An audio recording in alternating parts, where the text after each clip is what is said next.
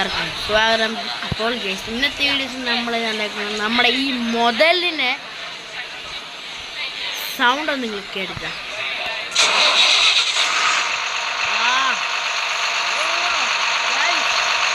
നമ്മുടെ അസലിലേക്ക് ആ സൗണ്ട് ഇതിലുണ്ട്. നമ്മൾ ഓഫ് ചെയ്ത് കേൾപ്പിച്ചാൽ നിങ്ങളെ